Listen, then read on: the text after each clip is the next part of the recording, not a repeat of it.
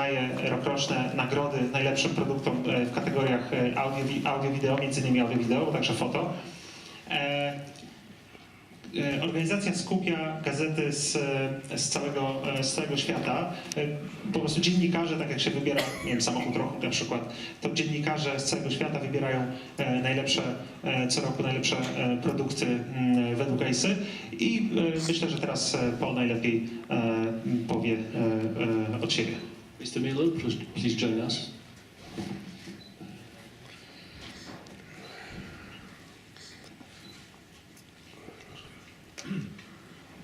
Good morning, ladies and gentlemen. I'm sorry, this short interlude will be in English. So, my name is Paul Miller. That's a terrible picture.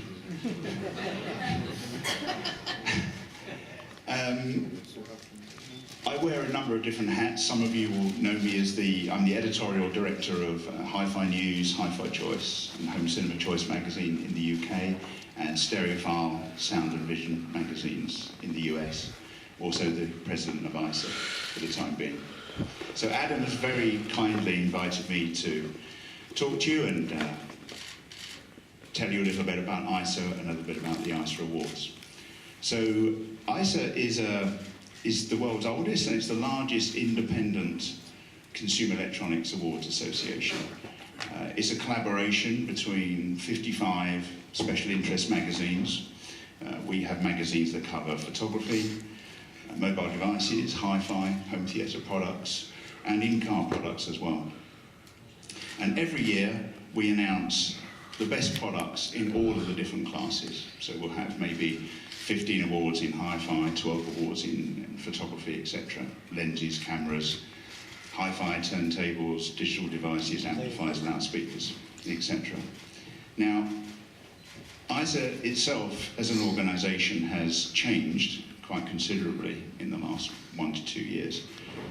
So ISA is EISA, and that used to stand for European Imaging and Sound Association, but we decided to expand our borders because our industry, our consumer electronics industry, is a lot bigger than Europe, it's worldwide. So ISA is now an international organisation. So we now have member magazines from Australia. We have Australian Hi-Fi, we have Sound and Image magazine, Australian In-Car. We have from Japan, we have Audio Accessory magazine. From Hong Kong, China, we have Audio Technique. From India, we have Smart Photography magazine. And then moving across the water, we have, in America, we have Stereophile and Sound and Vision. And in Canada, we have Soundstage. Which is a complete network of websites. In fact, the editor and owner of Soundstage is here, Doug, if you want to give everyone a wave. That's Doug Schneider from Soundstage. So, I think without further ado, Adam asked me to just take you through some of the awards that are relevant to you guys, Hi-Fi Awards.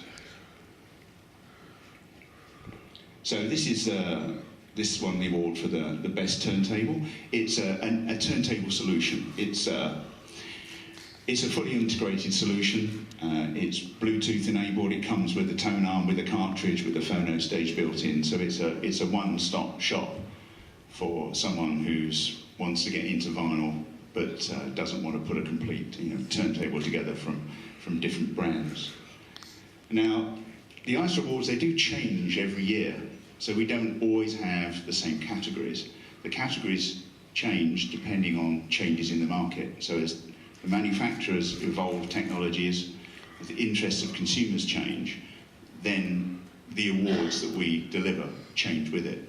So if you go back 10 or 15 years ago, we wouldn't have even had a turntable category. Whereas now we do. In fact, we had 2 turntables this year. Here's another illustration of progression in the market. This is our best amplifier, and it's a fully integrated solution. So this is a network-enabled amplifier. It runs off the Prisma app, designed by Pimair. So it's compatible with all the streaming services, and it's Chromecast-enabled. And I think since we gave it the award, it's also room-ready as well now. It's a Class D amplifier. It runs off the Hypex modules, so it's a very efficient, low power consumption device as well. It's a good product. It's a very good product. Our best loudspeakers are these Andrew Jones designed. Remember Andrew Jones, who used to be at TAD? He works at ELAC now. And this is an interesting coupled cavity loaded bass unit with an ABR at the front and a driver behind. It's an amazing sounding speaker. Sounds much, much bigger than it looks. Sennheiser, the 660s. This is an evolution of the classic 600 series open back headphone. Most of you will be familiar with, and it's still the best in its class. Here's an example from the home theatre category, the 8500 from Denon. This has 13 amplifiers in there. It's rated at 200 watts a channel, so it will support 9.1.4 and 7.1.6. It basically is compatible with everything. It's a big box of tricks. Sounds pretty good as well. Is an example of a TV, of one of our flat screen TVs. But more than that, this is an example of how our awards are changing and how the market is changing in respect of voice activated connected products. So this isn't an OLED, this is an LCD TV from LG. But what makes it stand out is it's the first non-Android TV which is Google Assistant enabled. So the previous generation of this TV has some limited voice activated technology built in, but this is the first one that has the full Google Assistant suite. And you control it by literally talking into the remote control. So you can be watching programs and you can call up, the latest sports results, the financial results. You can program the TV. You can do everything you would normally do with Google Assistant. And you can do some really neat things if you have it in the bedroom or something and you're watching a TV program and you think you're going to fall asleep with the TV on. You can actually ask the TV to turn itself off after that current program finishes. So you go to sleep and the TV shuts itself off. It's really neat. So, and then linked to this, in a way, the same kind of technology, completely different product, is this smart loudspeaker. So it's another, if you like, artificial intelligence device. This is another Google Assistant enabled device. Now, the other thing, there are a lot of proprietary devices, much smaller speakers you can get from the big technology giants that we all know. Products like this, though, sound so much better. So this is absolutely the best. This citation 500 is the best small desktop, what you might call semi-portable loudspeaker that I've heard. It's very heavy as well. It's a really substantial device. Really sounds very, very good. But of course it has all the Google Assistant technology built in. So with a device like this, it also links up with other Google Assistant devices that you might have in your home. So it's compatible with Philips Hue lighting, for example, and also Nest central heating controls. So you can set up programs where you can play some music and it'll adapt the lighting according to your mood, that kind of thing. It's part of a fully integrated smart home system. At this stage, it's not completely all connected in my view. There's still some work to be done. We've seen some really great demonstrations, and you will see demonstrations of this technology here at the show, which are really worth seeking out. Adam asked me to maybe say what we'll be seeing at this time next year at the show, and what I expect to see is a lot more of this kind of connected technology, but also with much improved compatibility across the different brands, so that these things really will talk to each other in a more coherent way. So that's definitely the future, combining, if you like, audiophile technologies with convenience. And I should also add, very quickly, that there's an interesting split in the demographic, the age groups of people who are using this technology. The older age group, 55 years and above, really didn't engage that heavily with, if you like, smartphones and that kind of technology.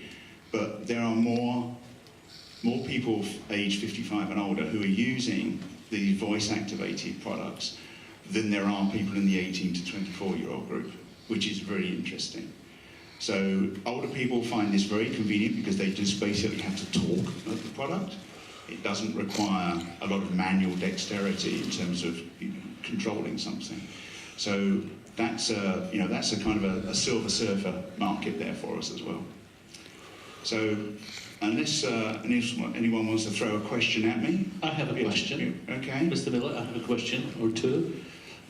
First of all, I'd like to notice that being the 60-plus age group, I still prefer the speaker talking to me than talking to the speaker. Yes. But this remote control of the artificial intelligence TV, can I filter out lousy films? Can I command to filter out lousy films? Yeah, I think if you define what a lousy film is, then I figure you can, yes. You can say, maybe, I don't know what you're into, but maybe you just want, no sci-fi or something. So show me any film but not sci-fi, then it will filter out sci-fi. Now a serious question about the ESA awards. With so much competition, there is only one winner. What are the deciding criteria, in your opinion? That's a very good question. It's a majority of vote, simply, or? It's an entirely democratic process. So when we decide what products are winning what awards, we have to have a majority of the magazine website members that are part of that particular expert group. So they could be expert group for hi-fi or for photography. The majority of those members have to have tested the product. So it's a democratic decision, and it's arrived at on the basis of the collective experience of those magazines in that particular expert group. In your personal opinion, are there any surprises, as much as winners are concerned? Are you surprised by your winners? No, I'm not, because I think if you're working in the industry, you understand the technology. You have, if you like, advanced warning about products. As journalists, we get to see things typically before the public gets to see them. So no, there aren't surprises. I think because we are testing, my magazines, other magazines are testing these products well ahead of the curve. So we have a, if you like, advanced warning of what's coming up, and also, what the really good products are. So for me to be surprised about something would suggest that I wouldn't be aware of the technology. So it's my job to be aware. Thank you. Czy mamy pytania z sali? Pana Millera?